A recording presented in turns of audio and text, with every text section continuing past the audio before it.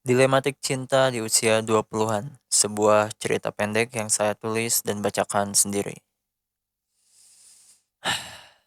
Tidak ada yang banyak berubah dari kampung ini. Semenjak saya memutuskan pergi 3 tahun yang lalu, rasanya masih nyaris sama. Tidak banyak hal yang terlihat berbeda, hanya warna cat rumah Pak RT yang berubah dari warna merah menyala ke merah muda. Ketahuan deh, merek cat yang dia gunakan tidak terlalu bagus. Selain rumah Pak RT, aku lihat sekarang selokan yang berada tepat di belakang rumahku menjadi lebih bersih dibandingkan dengan 3 tahun ke belakang, yang selalu dipenuhi sampah dan mengeluarkan bau menyengat yang tidak sedap. Luar biasa, sebuah kemajuan.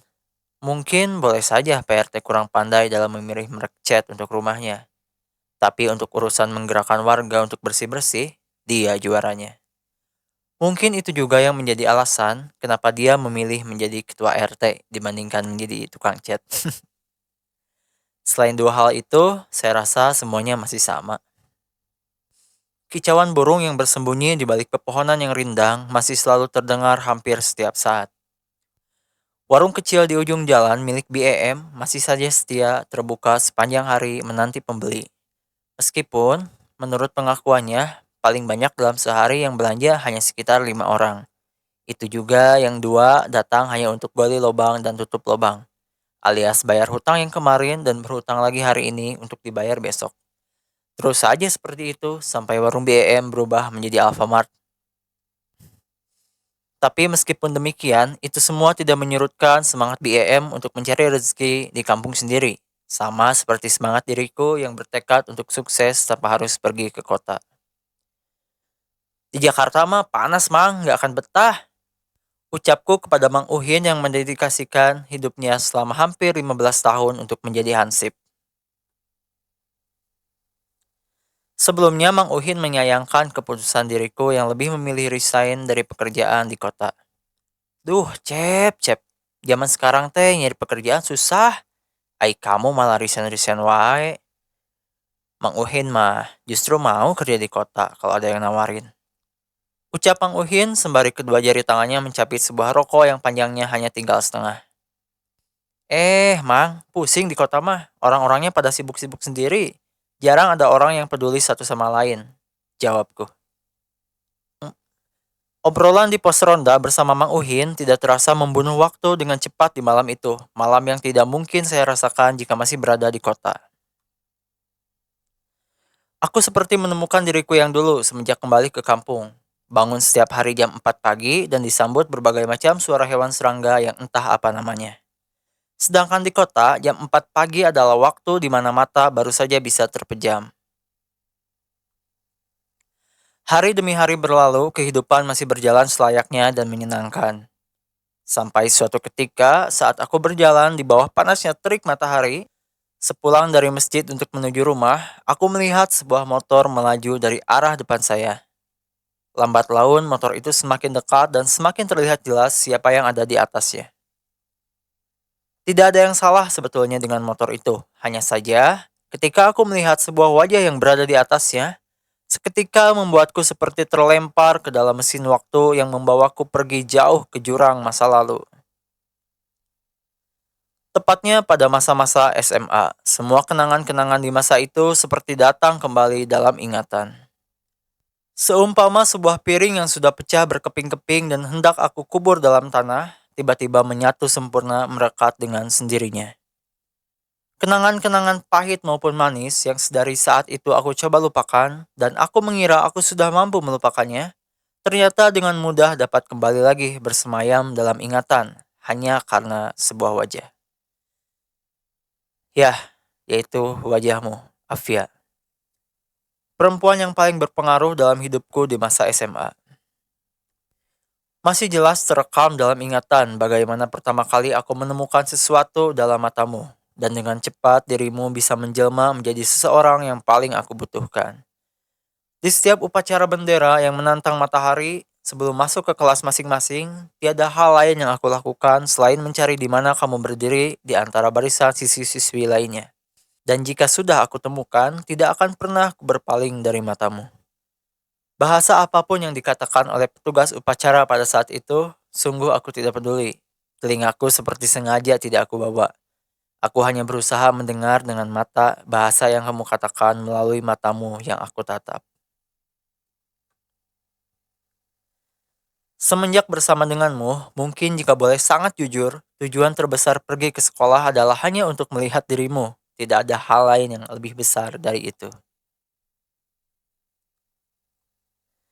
Kenangan-kenangan manis seperti itu sebenarnya sudah aku buang jauh-jauh. Semenjak kelulusan sekolah, sampai aku pergi dan menetap di kota pun, semua itu tidak pernah aku bawa. Demi kebaikan aku, kamu, dan kita berdua. Aku kembali ke kampung hanya untuk menghindari kota yang sudah menipuku dengan harapan-harapan, bukan untuk menemui kembali beling-beling kenangan tentangmu yang berserakan. Tapi mengapa sekarang semuanya kembali lagi? Seperti baru saja terjadi beberapa jam yang lalu. Senyum kecilmu yang malu-malu dan tatapan matamu yang sayu tadi benar-benar mengutarakan banyak sesuatu tentang segala perihal. Salah satunya tentang kita yang ternyata belum benar-benar selesai. Terus terang, aku tidak pernah menjalin hubungan dengan siapapun semenjak kita memutuskan untuk sendiri-sendiri. Memang beberapa perempuan setelahmu sempat datang dalam kehidupan, tetapi selalu saja sama, seperti ada sesuatu yang salah dari mereka. Ternyata hari ini aku baru menyadari bahwa kesalahan bukanlah terletak pada mereka, tapi ada pada diriku yang masih menyimpan dirimu. Aku benar-benar tidak mengerti bagaimana mungkin kamu masih berada di sini tanpa aku sadari. Dan yang lebih membuat aku tidak mengerti adalah apakah masih mencintaimu adalah benar-benar sebuah kesalahan? Mungkin pertanyaan besar selanjutnya adalah apakah kamu masih mencintaiku juga? Aku yakin pasti kamu menganggap aku akan berharap, iya, aku juga masih mencintaimu. Tapi sayang Apia, kali ini kamu salah. Aku sungguh-sungguh tidak mengharapkan kamu merasakan seperti yang aku rasakan. Tidak, tidak sama sekali. Ini sungguh memang tidak mudah dipahami. Tapi dengan mendapati hanya aku yang masih mencintaimu, sementara kamu tidak, maka urusannya akan menjadi lebih sedikit sederhana. Dan jika benar begitu, masalahnya hanya ada pada diriku dan perasaanku. Dan aku akan mencoba mengatasinya sendiri meski sangat-sangat menyiksa. Tapi semuanya akan menjadi sangat rumit jika pada kenyataannya kamu merasakan hal yang sama. Tolong dengarkan ini baik-baik, Afia.